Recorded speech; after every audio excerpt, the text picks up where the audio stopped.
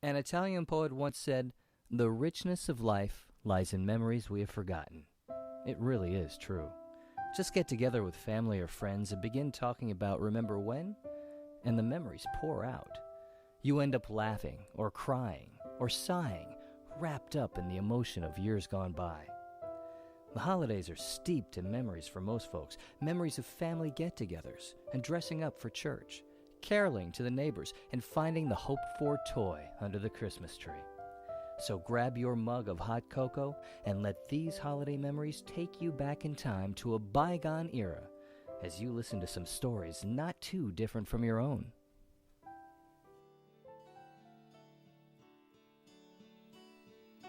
I'll bet you have a favorite toy from a Christmas long ago. Maybe it's tucked away in your attic. Maybe your mom gave it away to Goodwill once you left home. Or maybe you pull it out for your grandkids every time they come to visit.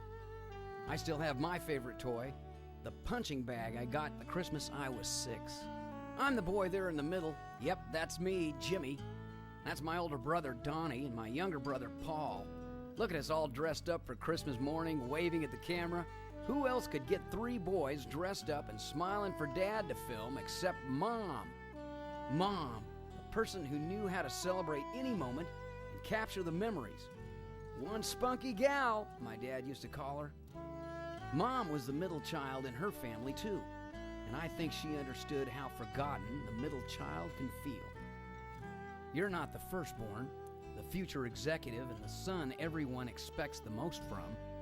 Donnie took that role seriously, graduating from college, making quite a career for himself. And you're not the youngest, the baby who gets away with everything once he flashes his cute smile. Paul's still tearing it up and smiling his way out of trouble. You're just the one in the middle, the one it's easy to overlook, but I figured I had a shot at getting that punching bag I wanted so badly because I'd made sure to write Santa twice with my request. Once the day I saw the punching bag in the Sears catalog, and again when my first grade teacher told us we had to write Santa a letter before Christmas. Still, I didn't know for sure if I would get it because it'd been a hard year with the bills from Grandma's illness. Mom was tired from traveling back and forth to the hospital and then taking care of Grandma while she recovered. She wasn't even able to be there for Donnie's birthday party. Aunt Louise stepped in and made Donnie's cake. Friends still came over and brought Donnie presents, but he didn't get the present he'd asked our folks for. After Donnie's birthday, it didn't seem like there would be enough for us kids to get the big presents we were counting on for Christmas. Now that I think about it, it probably didn't hurt my chances that I wanted a punching bag. Mom probably figured that if I were hitting the bag, I wouldn't be hitting my brothers. We couldn't believe it when we came out Christmas morning, saw the loot under the tree. It was more than we'd hoped for. I couldn't stop punching that bag. Bam! Bam, bam, bam, bam! It was exactly the one I'd seen in the Sears catalog. Blue bag on a tall pole. It was just the right height. That bag took everything I threw at it and came right back for more. I grew taller over the years, and eventually the bag leaned to one side, too tired to bounce back anymore. But I kept it in my room forever, threw a punch at it every once in a while. It took the brunt of a lot of my anger when life wasn't fair. Saved my brothers from some punches I felt like throwing their way from time to time. It became a reminder to me of how strong I'd grown, how tall I'd become, and how every once in a while, dreams really do come true. If you think about it, the presents you receive on Christmas Day tell a lot about you. After all, you ask for gifts that you're interested in, things that reflect your personality and what you like to do. Future musicians ask for drum sets or guitars, future engineers beg for Legos, and future healthcare professionals ask for pretend medical bags with stethoscopes and blood pressure cuffs. In a way, the presents you received as you grew were a guide to the person you were becoming.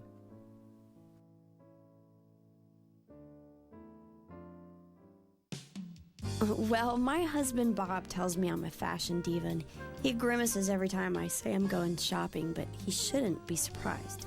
My dad played all of our home movies for Bob when he and I were dating, and I got clothes and jewelry and Barbies in every one of these Christmases my dad filmed. It was definitely a sign of things to come. You can go back all the way to when I was 6 and see that I was already into pretty clothes because I even cared about matching my robe and pajamas. Oh, I remember climbing the stairs on Christmas Eve and knowing that when I woke up the next morning, there would be presents under the tree. Of course, I got my first Barbie when I was 6, and I thought she was beautiful. She came in a neat vinyl case that you could store her and her accessories in. I spent hours combing her hair and putting her clothes on.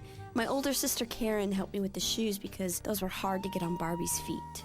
But the best part of all was when I opened up the boxes of clothes. Back then we had the pretty plaids and flower prints. And I liked my accessories too, so my mom bought me play jewelry to go with my clothes. You know, fake plastic earrings or necklaces and bracelets that you could put together yourself. My favorite boxes on Christmas morning are still the ones with clothes in them. Just like then, I try on all my outfits and spend time arranging my jewelry so I can see what goes with what. Even though we grow older, I don't think the little girl inside of us ever gets tired of dressing up. In our minds, we're still princesses.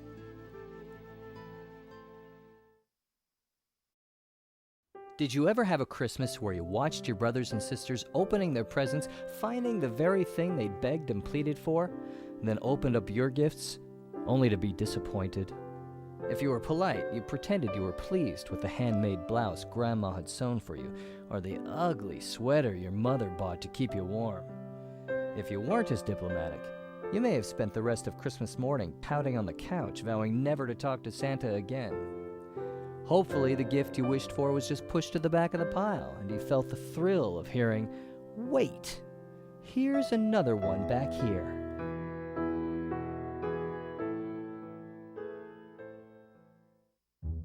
Let me tell you, my parents knew how to decorate for Christmas. My mom had a jillion traditions that were part of celebrating Christmas, and she faithfully carried out every one. From filling her old hose with fruit, nuts, and candies for us, to lining the back of the front door with Christmas cards in the shape of a tree. It wasn't easy to get 3 boys to help with decorating, and she really had to pull rank on us when it was time to dress up for our annual family Christmas picture. Even harder than getting us dressed was getting us to quit clowning around and hold still for the camera. Of course, a more realistic family portrait would have showed 3 boys in t-shirts and jeans rolling around on the floor and wrestling with each other. It was probably the only time during the year when we wore suits, but it was important to her, so we did it. Then there was the tree itself and the huge pile of presents underneath it. I still remember the Christmas when my mom wrapped my brother's present like a chimney with Santa peeking out. There was always more presents than we could count under the tree. I guess they must have saved money every month all year long so they can indulge our Christmas wishes. Pop hardly gave us anything during the rest of the year. If we came to him with a request for anything that wasn't a necessity, he just smiled and said, "Well, I guess you better find a neighbor who needs some work done so you can buy that." But come Christmas, it was like the floodgates of generosity opened, and he bought us everything that we said we wanted. So I really got a scare the Christmas I was 12. The longer we opened presents that morning, the more worried I got. My brothers were getting things they'd asked for, but I kept opening stuff I didn't want. Rob, my middle brother, got the Hardy Boys book he really wanted and a knife and axe set that was just like the real thing. He was so excited that he used the knife to open everybody's presents after that. Johnny got the rubber ball he'd been begging for, one exactly like the one we used in school during recess. First, I opened a box with a tie. I tried to act like I liked it, draping it around my neck and commenting on the color. Next came a small box with a watch in it, then 2 framed pictures from the Silver Award art series to decorate my room with. I was starting to feel a little desperate when Rob got his big gift wrapped like a chimney. He pulled out his trusty knife and carefully slit the ribbon, then the paper. I think his excitement got the best of him, though, because he finally just ripped the paper. It was a bowling set, one we could use in the house, and I was so jealous. Not because I wanted it, but because he'd gotten everything he wanted and I was batting 0. As if on cue, my pop appeared in the doorway and said, "Hey, what's this I found in the hall?" It was a big box with a huge shiny red bow, and he handed it to me. My heart started pounding. Maybe Christmas wasn't a bust after all. Still, I was worried because what I'd been praying for was a brand new hi-fi radio of my very own for my room, and the box I unwrapped was for a TV tray. I let out a huge sigh of relief when I pulled out the radio I wanted so badly. I was so happy I could have cried, but I held it in. Rob even put his knife down for a minute to see my prize. I spent the rest of the day in my room, lying on my bed and listening to tunes. One relieved and really happy young guy. Big families are not as common as they used to be.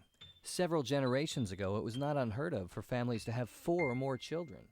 In part, that was out of necessity. Many family businesses, like farms, needed lots of hands to lighten the load. And in a different era of medicine, more children died in childbirth or at a young age. To be an only child was different and usually not a choice the parents made, unlike today. Only children have a unique childhood with its own sets of pros and cons.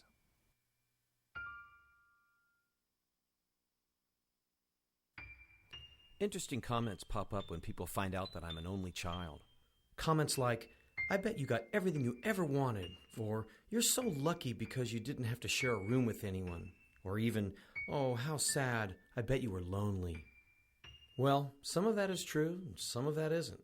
I've never had brothers or sisters, so I don't know what that's like, but it must have its good sides and bad sides, just like being an only child. There are all kinds of extras tacked onto my status as an only. My folks had a hard time having children. I think my mom had some miscarriages before I was born, although she never really talked about it.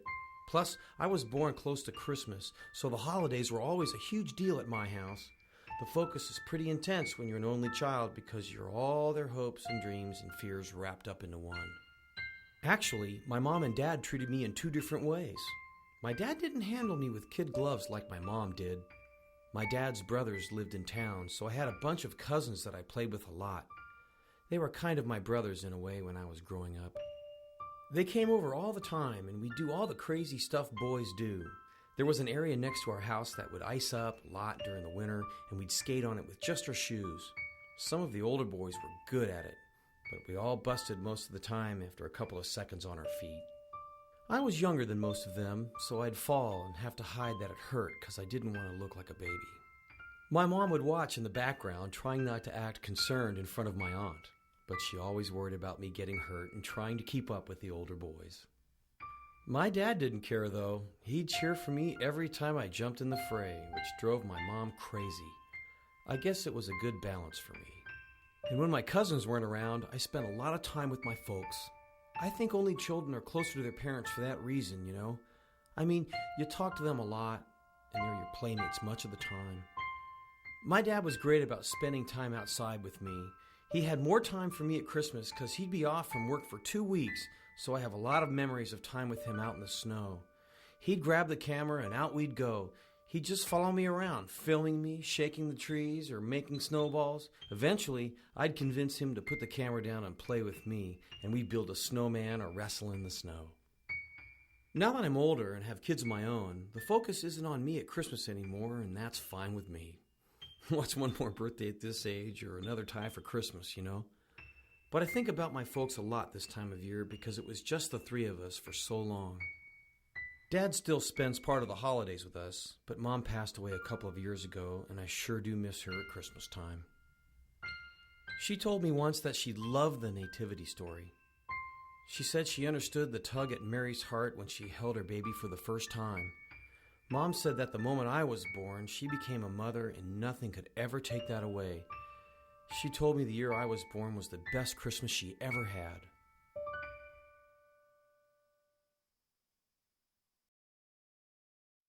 The post-war era was a time of unprecedented growth for Americans. Families grew and opportunities sprang up everywhere. With cars growing increasingly affordable and an ever-improving highway system, more and more families moved across the country in pursuit of better jobs.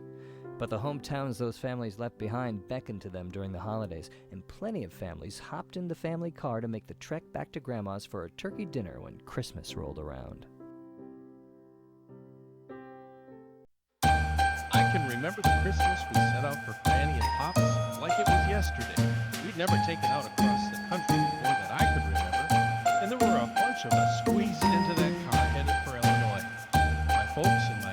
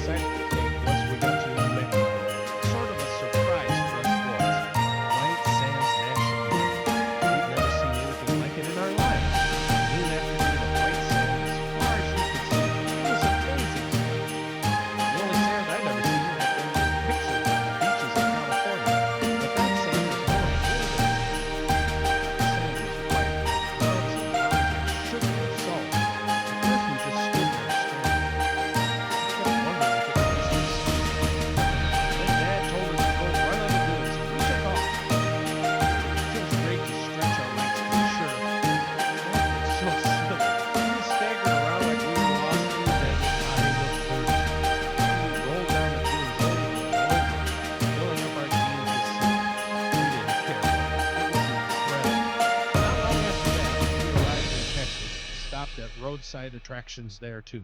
I remember one spot with a George Roy Bean jail, trading post, and a wagon and a saloon. What I particularly remember was a dummy hanging from a rope like he'd been served a slice of Judge Roy Bean justice out of the frontier.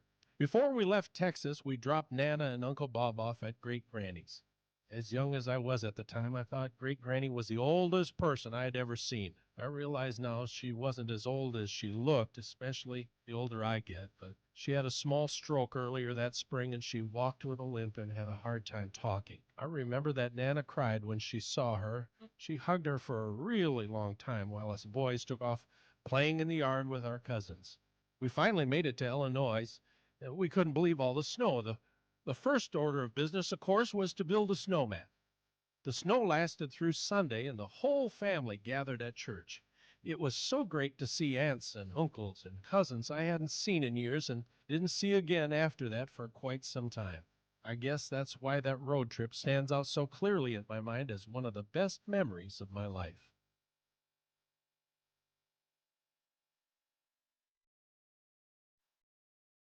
Even though many families decided to move to other towns or states, many continued to live in the same town or just moved from the farms where they spent their childhoods to jobs in the bigger city suburbs not too far away.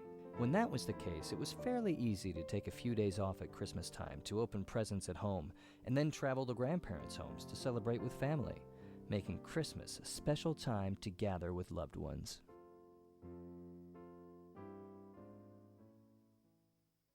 I'll see my kids and grandkids soon for Christmas, something I look forward to for months and months, and it takes me back to when I was a child. We lived in town but not far from both sets of my grandparents. My daddy's folks lived in town too, and my mom's lived in their farm just an hour out.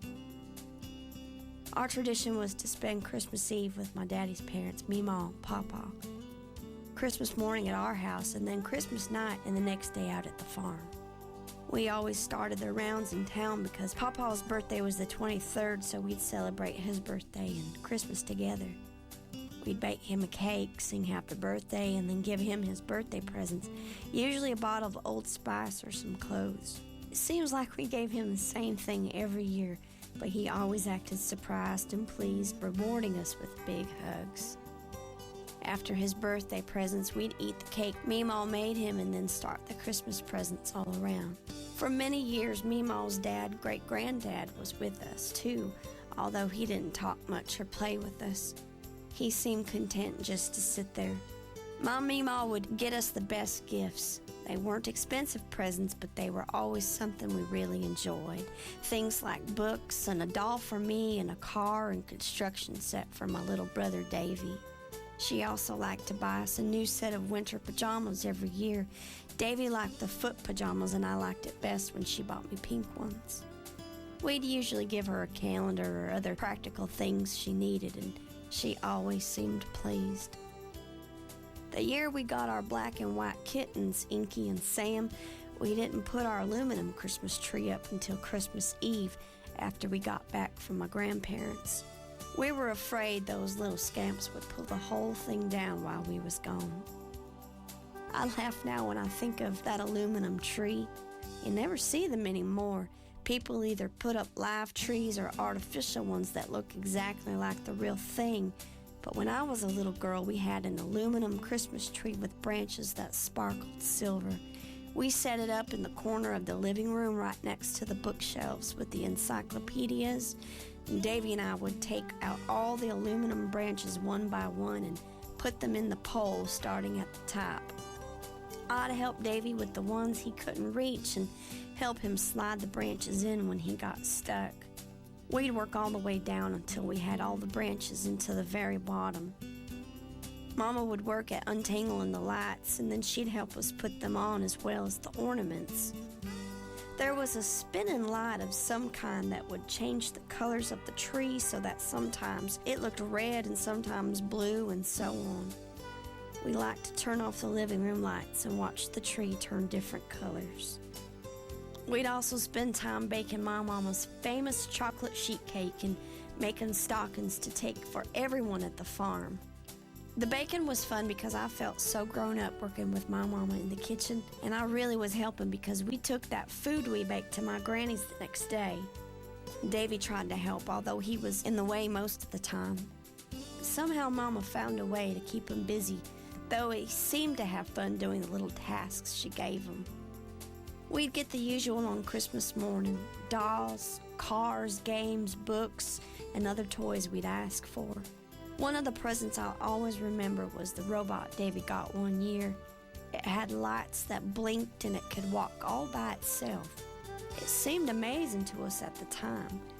Of course, it wouldn't compare to any of the toys kids get nowadays. Mama and Daddy would get more grown-up things like clothes and shoes and such.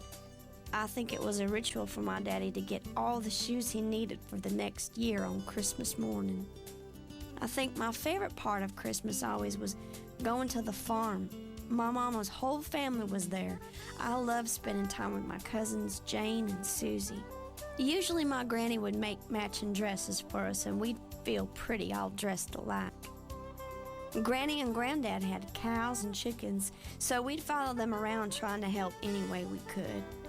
It was such fun to be out on their land with acres and acres to run on and time to play with my cousins. Granddad would let us sit on the tractor and pretend to drive. Daddy would do silly things like ride the little pony, Brownie, trying the whole time not to slip off. Before I knew it, those times were over. When my granddad died of a heart attack a few years later, Granny sold the farm and moved in with my aunt. Before long, all my grandparents passed and Christmas became a simpler affair. I think that's why I cherish the time with my children and grandchildren so much now, because I know how quickly those years go by and I want them to have the same happy memories of spending time with family that I have from my childhood. Perhaps part of the magic of Christmas is that it doesn't only happen on December 25th. It doesn't even have to be wintertime for someone to be inspired by the Christmas spirit. As the song My Christmas Room on Jimmy Dean's old Christmas album so wisely stated, the world would be a happier place if the spirit of Christmas could be kept all year long. Sometimes people's favorite Christmas memories don't happen in December at all.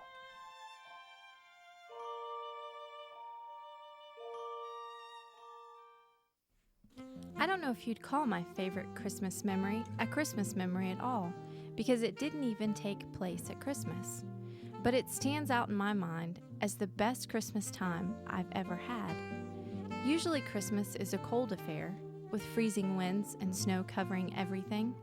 Some people love that, and the cold weather certainly makes you think of Christmas. But I've never been crazy about cold weather, and as a child, I hated being stuck inside to play at Christmas time. I think that's why my favorite Christmas memory is from the summer we went to Santa Claus Land with my grandparents. That summer, Grandma and Grandpa came to our house and spent the weekend with us. We enjoyed the warm outdoor weather by eating our meals at the picnic table and playing outside with Grandma's dog. On Monday, we loaded up into their car and took off for Santa Claus Land. The drive was long enough that we got to stay in a Holiday Inn, which was a huge treat.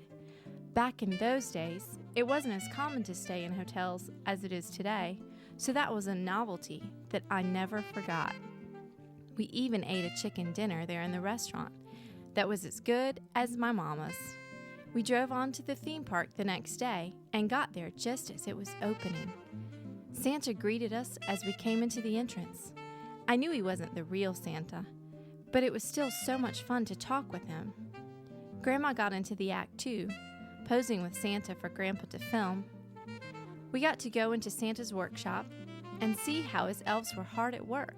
The workshop looked just like a Swiss chalet, complete with a water wheel that looked like it powered the operations inside. We ate lunch in the cafeteria called Mrs. Claus's Kitchen. I remember that. They had really great strudel. And then I got to go into the gift shop and pick out anything that I wanted, which was no easy task given all that they had. I sat on a wooden reindeer and pretended that it was Rudolph, and then I watched Santa take a spin on the cup ride. Part of me wanted to spin in the cocoa cups, but I decided not to try it because I thought it might make me sick. One of the rides I enjoyed the most was the Christmas train. It went around and around a wide track, and it seemed like we got to ride it forever. That was the first time I'd ever ridden a train like that.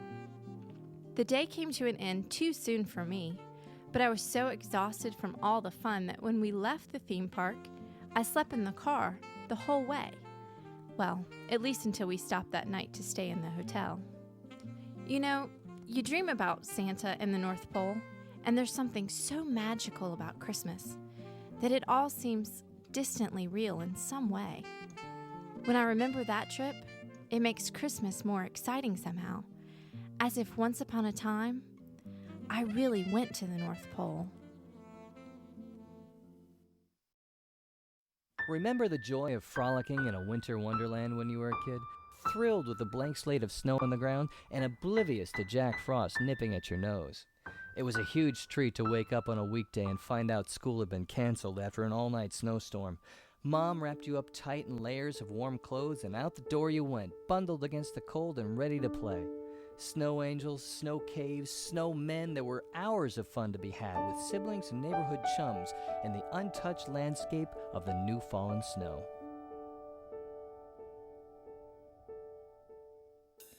The winter I was in 6th grade, we had one of those snowstorms that shut down school for days. There was nothing better that winter than getting out of school because of snow. I'll never forget the delight of waking up to a huge snowfall outside and waiting on pins and needles to find out if school was actually closed. And then we got the good news that school was closed, which meant an entire day of play with the other neighborhood kids. It was magical. Of course, the first morning, we had to shovel the snow out of the drive so Dad could try to get to work. It was hard work, but we didn't mind. The alternative was sitting at a desk in a classroom, staring at the snow and wishing we could play. My little brother followed me around with the shovel in his mitted hands, trying with all of his might to do his part. Then, our neighborhood friends showed up and joined us in the task, because Dad had told us that we could build whatever we wanted with the shoveled snow. Before we knew it, we had the drive cleared, plenty of snow to make a snow fort, and snowballs for a snow fight. And I remember that I didn't feel the cold at all because of the cute little boy from next door. He'd come to help when he saw all the activity. He was probably just bored and wanted something to do, but I let myself believe he was really there to see me. That afternoon, the 2 boys from next door played with my little brother in the field that ran behind our house. They did front flips in the snow until I thought their necks were going to give out, and ran after each other, pushing each other down in the soft, powdery snow. The darkness finally ended that day's fun and sent the boys to bed exhausted, but definitely happy. The next morning they came over again to lend a hand at building a snow cave in between the 2 houses. Before long, other neighbors wandered over with their little black dog, curious about the construction. With that many hands to help, it didn't take long to form the cave from the snow that had been piled up from the day before. And they played all sorts of games, pretending they were soldiers at war, and then using the whole backyard to play tag. We had more fun with our neighbors than we'd had the whole year, and it was the best school break I can remember. Some of our most memorable Christmases are the ones that held surprises, like the arrival of family members who had said they couldn't make it, or a gift that was completely unexpected and deeply sentimental. Those memories fix forever that particular holiday is special and can summon the same feelings we felt then with an intensity that astounds us. I had a very happy childhood. One of those childhoods filled with pleasant memories of playing dolls with my sister or ice skating on the pond with my mother. My father was gone a lot, putting in long hours at the office, while also finishing up his graduate degree so he could get the engineering job that he so desperately wanted. All the while, my mother took care of us and filled in for my father when he wasn't around. My mother was a truly beautiful woman. She had a ready smile and graciousness about her that made everyone feel at ease. My father adored her, and it was easy to see why. She kept herself looking beautiful and our house in order. My mother was also patient with me, like the time I wanted to cut my own birthday cake, but didn't really know how. She showed me how to slice the cake and helped me just enough to get the job done but not upstage me. And even when our finances dictated that her Christmas presents were still of a practical nature, like a new sewing machine, she managed to find delight in them, as if my father had given her exactly what she wanted, and not something that she needed as of a course of daily life. That's why I'll never forget the Christmas, the year my father finally finished school and got the promotion that he and my mother had so patiently waited for. I remember that he seemed particularly jolly that Christmas, acting silly when he carved the ham and making a scene out of losing to Aunt Caroline at cards. But I don't think any of us were prepared for the surprise that he gave my mother that year. We watched with excitement as she unwrapped the tiny box. Was it a necklace or a watch? What we saw took our breath away. Mother was speechless, completely undone. I'd never seen her so beside herself. She even started to cry. A diamond ring! I think Mother had made do and put us first for so many years that she'd nearly forgotten how special she was to all of us simply for being herself. And here was my father's chance to remind her that she was his treasure. She was absolutely surprised. Needless to say, her gift from my father was the talk of the family that Christmas. Everyone wanted to see her ring. Despite her shy smiles, I think Mother was proud of the ring. I think it was the perfect way for my father to tell her how much he appreciated her sacrifices over the years and how she was still his princess. It was a special Christmas for me, too. I got my very own suitcase with my name on it and the doll that I had been asking for. I couldn't have been happier. Of course, the best present I got that Christmas was the time we spent together. Simple things like ice skating together, all 5 of us. My father was there, more relaxed than I'd seen him in years. Mother seemed herself and yet happier, and that feeling settled on us all like a comfortable quilt. My mother wore that special Christmas ring every day of her life. The smell of pine needles, the lilt of Christmas carols, the smooth sweetness of hot chocolate and marshmallows. All of these things feel like the holidays. Christmas is magical in part because its familiar traditions take us back to vivid sensory experiences we had as children. But what do you do when those traditions become time-worn? How do you rekindle the magic when the traditions are all too familiar? How do you quiet the holiday chaos to hear the simple song the angels sang? As a child, I thought it odd that my mother's favorite Christmas was the one she spent abroad with my father the year before I was born. After all, she loved Christmas time.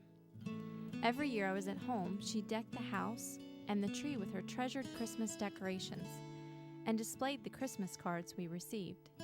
She cooked up a feast that left us as stuffed as the turkey and smiled contently on Christmas morning as we opened one present after another. It wasn't until I was grown with children of my own that I came to appreciate why that Christmas was so special to her. It wasn't that she didn't love the Christmases at home with her family. It was just that sometimes grown-ups have to steal away from the familiar to feel the simple joy of Christmas that children instinctively know. That is what she found on the Mediterranean cruise she took with my father. Just 10 days before Christmas, they set sail on the Constitution, accompanied by good friends of theirs, Mac and Betty Johnson, and my father's parents. Mom and Betty, her best friend, spent most of their time on deck, basking in the sun. She loves to reminisce about the coastline and the beautiful blue water of the Mediterranean. She says it didn't feel like Christmas time at first, having left the snow behind, surrounded now by palm trees and whitewashed buildings at every turn. At the beginning of the tours, she and Betty shopped non-stop. Mom was thrilled with the variety of merchandise, from pictures of Spanish dancers to jewelry to lace tablecloths to handbags. My father swore she had a handbag for every port they set foot in. Once the shopping frenzy wore off, Mom began to notice the people, struck first by how different they were. She told me about the dances the locals performed and how charming they looked in their native costumes. Mom told me that Americans dressed very conservatively at the time compared to Europeans. She said Betty couldn't get over how freely the locals walked around, half dressed in bathing gear, ready for a swim at any moment. But the greatest contrast was in Morocco, where they constantly passed women on the street who wore Arabic clothing, their faces half hidden from public view. She told me how out of place she felt, a stranger in a foreign land. They traveled all over the Mediterranean coast on that trip. They saw the ruins of Pompeii, struck by the nearly 2,000-year-old tragedy and awed by the ancient architecture. They traveled the Riviera and took in the sights at Barcelona with its famous bullfighters. They stepped into several cathedrals sprinkled throughout the cities, impressed with the gorgeous stained glass and the intricate carvings. Of all the sights she saw, however, the one that made the deepest impression on Mom was the monastery of San Juan de la Peña, the oldest monastery in Spain. It's partially carved out of the side of the mountain that looms above it, and my mother always speaks about it in hushed tones. She said they happened to visit it a few days before Christmas, and it touched her then how vivid the Christmas story seemed to be there in the quiet natural majesty of the medieval monastery. In the days that followed, they passed through many cities and noticed signs of Christmas everywhere. They saw decorated trees outdoors in plazas and inside shops. They saw a Santa in the middle of one town and a tree curiously covered in gold foil in another town square.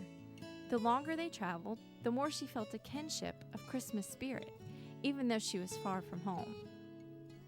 But the Christmas miracle, as my mother calls it, came on Christmas Eve during their last day in Morocco. They were traveling back to port in a rented car when Mom noticed a camel resting in a field not far from the side of the road. She'd never seen one in real life before, and she said it brought the account of the wise men to life in a way she'd never experienced. Mom says that she'd always loved the account of the three wise men bringing gifts to the baby Jesus, following nothing but a star and their belief that a king had been born. But the Arabic garb she'd seen for days, and then the camel resting in the field, it ceased to be a story, and it became an experience she could see and smell. Perhaps it was the experience of standing in the middle of buildings and walking down streets that are thousands of years old. Perhaps it was the mix of exotic sights, sounds, and smells. Or maybe it was that she was so much closer to the birthplace of Jesus on that Mediterranean trip than she ever was sitting at home in front of her Christmas tree. Whatever the reason, Mom's favorite Christmas will always be the one she spent away from home on a journey to a foreign land. An experience, she says, not too unlike the one Mary and Joseph had that very first Christmas.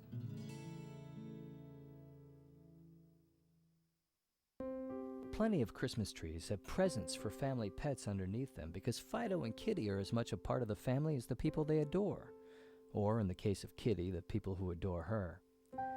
Of course, it's questionable whether our pets understand the meaning of Christmas, but there's no doubt that they understand the frenzy of opening presents, or that the box itself is as much fun as the gift inside. And they deserve all the pampering they get on Christmas Day, whether or not they understand. After all, they've fetched balls and shown off their tricks, curled up in our laps and purred with contentment. They even stay loyal when Junior comes along and steals the show.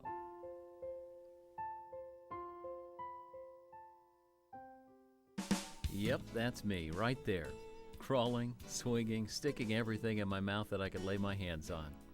Aren't I cute as a button? Well, that's what my mother always told me, but I'm not sure that Blackie would agree. That's Blackie, the poodle my parents had before I was born. He was our family pet for 14 years and my constant companion when I was a young boy. He wasn't always excited about me. I was a wobbly mess at first, and I grabbed hold of anything I could reach and pulled as hard as I could to get it to my slobbery mouth. Blackie was quick, though. My folks told me he managed to keep out of my way most of the time. That's only fair because he was the true firstborn. Blackie was always in rare form at Christmas. He got as excited about the presents as I did, which was great because Christmas was a big deal in my family. Mom spent lots of time signing Christmas cards by hand for everyone in the family and for all our friends and neighbors. And she and Pop would decorate our shiny silver tree, carefully placing the balls in the right places. Mom wrapped gifts as she bought them and then placed them under the tree. Blackie wagged his approval. Mom made Christmas treats and sugar cookies. Dad displayed the Christmas cards we received on the wall above the hall table. The spread was impressive by the time Christmas rolled around. We always gathered at Nana and Grandpop's house on Christmas Eve. It'd be my folks and my dad's younger sister Nancy. Sometimes his older sister Aunt Glenda and her family would come. There were presents everywhere, and we took turns opening them. It was the typical stuff. A new shirt for Grandpop, perfume or jewelry for Nancy, the latest appliance or pretty dish for Nana, something for the house for Mom, socks, a tool, or other gadget for Pop. After we ate Christmas dinner, we piled in the family station wagon and took off through town to see the Christmas lights. I enjoyed the downtown department store displays the best. What a show they put on for the season. From the Chevrolet dealership to the First National Bank display of Santa's sleigh. Then it was back to our house and to bed. The next morning, Blackie was in on the act. Until I arrived on the scene, Mom said he stole the show. He always got his special present and tore into it until he freed it from the wrapping. Year after year, Blackie hit the jackpot Christmas morning with a bone or a chew toy. He was never disappointed. He was a good sport, too, because I moved in on his territory with gusto. It wasn't intentional, you understand. It's just that those natural good looks and boyish charm simply soaked up camera time. Blackie ended up in the background from that time on. He checked out my Christmas loot just in case it was worth chewing on, but my enthusiasm usually got in the way. He didn't appreciate it when I claimed his bone for my own. I think Mom set that one straight. We were pals from the beginning, though, and he kept an eye on me. I loved my stuffed dog, and later, I loved Blackie. I made him a part of the action every chance I got. His last Christmas with us was when I was 6, and I made him a dog bed for his present with my pop's help. The following Christmas felt empty, like a member of the family was missing. We talked about him all during the day. Later, my mom and I wrote him a letter and put it in his stocking. She told me Santa would deliver it, and I knew in the way only a little boy can that she was right.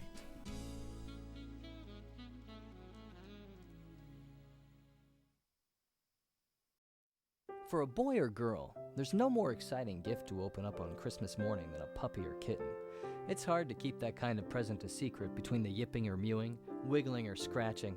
Still, the sheer delight of a puppy or kitten with a bow around its neck is worth any hassle involved in wrapping a present of that kind. And there's nothing to rival a puppy or kitten's enthusiastic kisses and soft fur.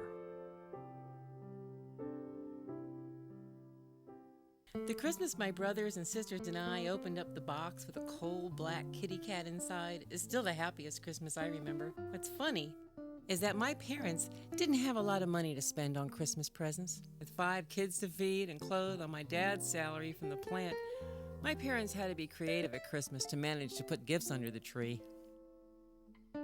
I can just imagine how the conversation went between my mom and dad. "Carl," she probably said, "I saw a sign for free kittens in a neighbor's yard today, and I was thinking that might be the perfect present for the kids this year.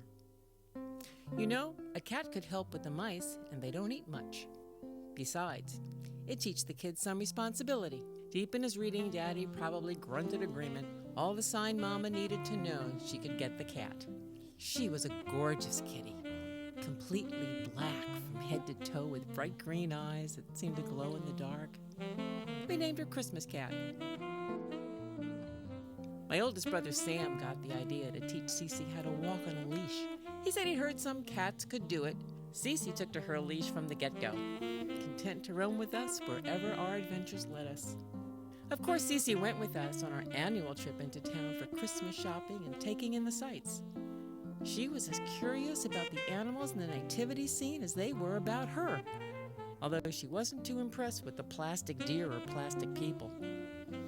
One year, Sam even made up a version of the nativity story with a part for Cece in it. I think she was a shepherd's cat. We laughed and laughed as he told it to us, and we watched Cece smelling the sheep and donkeys as if she was playing the part. It's amazing the amount of love and joy a pet can bring to your life. We may have been poor, but Cece made us feel like the richest kids in town.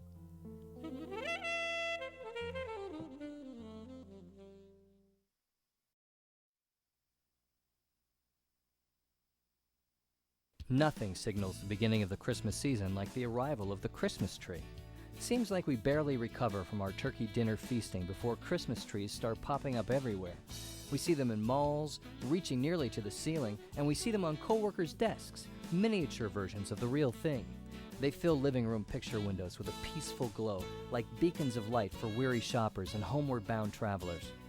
Whether your tree is artificial or real, whether it goes up the day after Thanksgiving or the day before Christmas, it calls to you to embellish it with ornaments, garlands, tinsel, and lights, and to fill the empty space beneath its boughs with presents for family and friends. So where did Christmas trees originate? How long ago did we start to use them in our homes and town squares? And what do all the ornaments mean? Christmas trees first appeared in people's homes in Europe in the 1500s.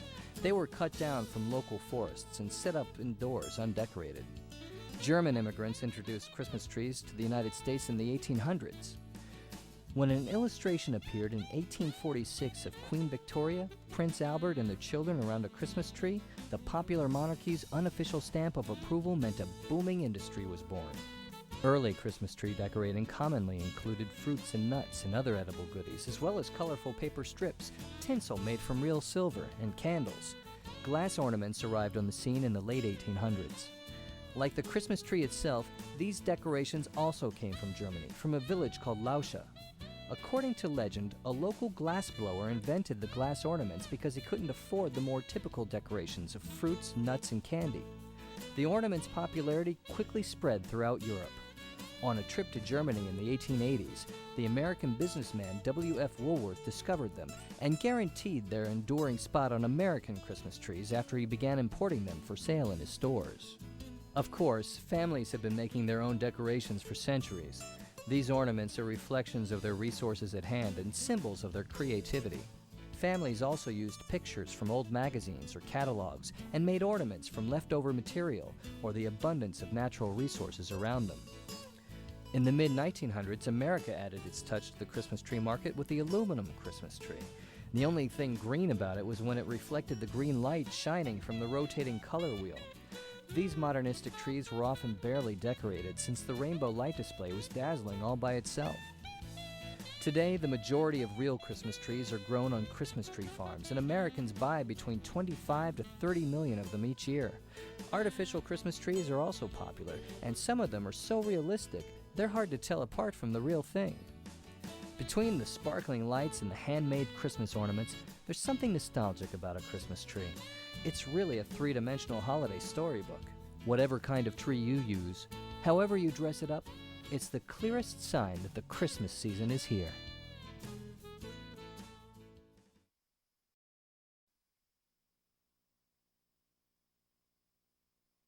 Before there were video games and computers, before there were dolls that practically fed and changed themselves, before there were any stuffed animals that sang and danced and interacted with you, there were good old-fashioned toys. I mean toys that took your imagination to make them leap from reality to fantasy. Toys that didn't do anything by themselves at the push of a button. Toys that were lifeless until you made them come alive. Good old-fashioned toys like Barbie, for instance. Now, she's a classic. Girls have been dressing her and brushing her hair for decades and decades. You could even say Barbie's the leading lady of dolls. She's certainly always been up to date with the fashion of the time, and no girl could be considered out of style if she accessorized with Barbie. From hair to handbags, Barbie always looks good. And if Barbie wasn't your style, well, there were pretty little baby dolls to dress and feed and to take care of. Perfect practice for little girls who would someday grow up to be mommies. Now, maybe those dolls didn't talk or cry out loud. Maybe they were just stiff plastic and all they did was open and shut their eyes, but they still made you feel like a mommy. You could carry on a conversation with them and pretend to hear their baby sounds in response. It was up to you whether or not baby was happy after you fed her, not some computer chip inside of her. Some dolls were even big enough to walk with, and there was nothing like a simple tea or a kitchen dish set to play house with. You could pretend for hours with that, cooking, washing dishes, and taking care of your family. Then there was all kinds of great stuff for the boys, too. Back when the boys played cowboys and Indians, a trusty pistol and a cowboy hat were all that you needed to take on the enemy. If enough of your friends had the hats and the guns and the tomahawks, knives, and headdresses, you could fight it out for hours in the backyard, clear up to the time Mom called you in for dinner. And I guess you never outgrow that adventuresome spirit inside because it seemed like Dad was always trying to jump in on the act too. Of course, every little boy loves his cars, from race cars to fire engines, especially the fire engines. Some fire engines were pretty simple, and the only power that they needed was the power that flowed through your hand to race them off to the scene where you could pretend to rescue all the people trapped in the fire. If you were lucky, you got a fancy fire engine, one that had flashing lights or a ladder that you can control by cranking the handle. There were even gas station sets that you could assemble to drive your smaller cars through to fuel them up or to fix them. Smart mothers bought their boys punching bags. What a great way to work off your energy. You could duke it out with Popeye and he just came back for more. It was a great way to work on your right hook without hurting anybody, especially your brother. And then there were the toys that any child could love. Some of them are still around, proof that a classic can endure the changes technology brings. Classics like Play-Doh, Mr. and Mrs. Potato Head, Tinker Toys, bowling sets, and even that homely little sock monkey children still hug by its neck. Some of them aren't around anymore, unless they're up in an attic or tucked away in a trunk, but they sure were popular way back when. Remember the rocking lassie? She was better than a regular rocking horse. After all, she was Lassie, the best companion a child could ask for. Ready to take you on adventures and rescue you from danger if the going got too rough. If your parents could endure the noise, there was a very musical Mickey Mouse and a loud Donald Duck. And if your parents were really brave, they might have even bought you your very own drum set, guaranteed to make a noise only a mother could love. What a thrill to let loose on those drums with your very own drumsticks and bang out on the cymbals till your ears rang with the sound. Some of those toys seem so advanced for the time, like a working typewriter. You could put paper in it, bang out a message, maybe even a coded message to use for playing spy, or else a thank you letter that Dad made you write. How about a shiny robot? We just knew back then that we'd grow up to have shiny silver robots lumbering all over the planet, doing the chores that we didn't want to do, or else trying to take over the world. Either way, it was amazing to watch those lights flash. What hasn't changed is the thrill a child feels with a pile of wrapped packages just waiting to be opened. Oh, the anticipation. I suppose that's one of those things that makes Christmas so special. Watching the pile of presents grow until finally Santa has made his rounds and there are surprises just waiting for you to unwrap them and to let the fun begin.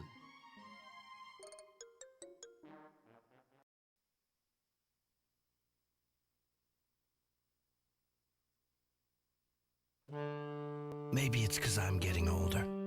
I don't know. But Christmas seems simpler to me now. When I was a kid, I got all caught up in the hype of Christmas. You know, visits to Santa Claus to tell him what I wanted for Christmas, shopping for gifts for the family, opening the days on the Advent calendar and counting down the days till school was out.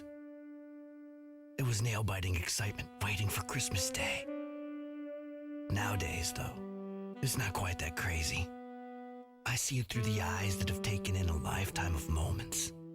And the truest vision of Christmas for me now is the nativity scene. We had one when I was little, of course. It went out on the coffee table as soon as the tree went up in the living room. My sisters and I enjoyed putting it together, and We each had a wise man that was ours to place in the arrangement. For some reason, the cat didn't like my wise man, and she'd knock it over every chance she got. I spent a lot of time setting it back up again. Now my grandchildren come over and play with the nativity set up on my coffee table. It's fun to watch them act out the Christmas story, their chubby fingers wrapped around the camels and the sheep. They like the animals best, I've noticed. It's probably because children and animals approach the newborn Christ with the same simple trust and admiration. I like to find a quiet moment during the holiday season to sit and contemplate the nativity scene. I sometimes get on the floor so that I'm eye level with the set and the figures. I think to myself, now if I were that shepherd right there, the fellow who looks worn by the rough life of a shepherd, what would I be thinking? Would I feel embarrassed by my smelly, raggedy clothes? Or would I be so overcome with wonder at the message I'd just heard from the angels that I'd not even notice myself? I try to put myself in Joseph's shoes. What did he think when Jesus was born? Was he exhausted from the responsibility of traveling from Nazareth to Bethlehem with his very pregnant young wife? Did he feel failure at not even being able to provide his new family with adequate lodging? Or was he just relieved that his wife and son were safe? Was he awed with the reality that the crazy notions that Mary and then an angel had asked him to take on faith had come to pass? And what about Mary? Was she frightened, exhausted, or worried? Did she long for the companionship of her mother and other female relatives? Women who would have ordinarily been at her side to help her with this overwhelming experience of childbirth? Or was she content with the privacy of the stable?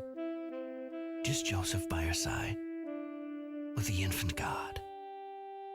I don't have the answers to the questions, but the Nativity helps to remind me that Christmas is a very human experience. I've never been sung to by a heavenly host, or traveled by a camel to a distant place in search of a king. I don't keep any livestock, and I've never had to move far away from home.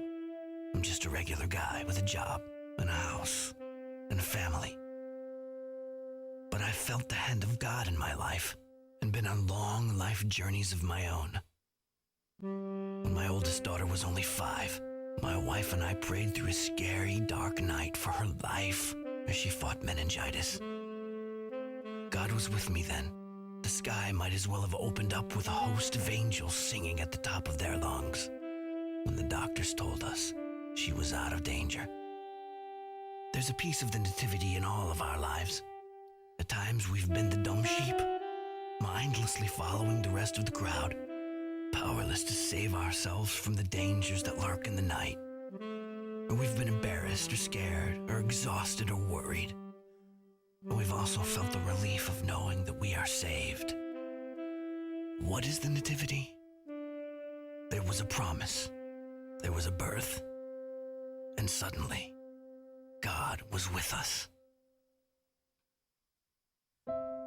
Our memories remind us that the heart of Christmas doesn't really ever change.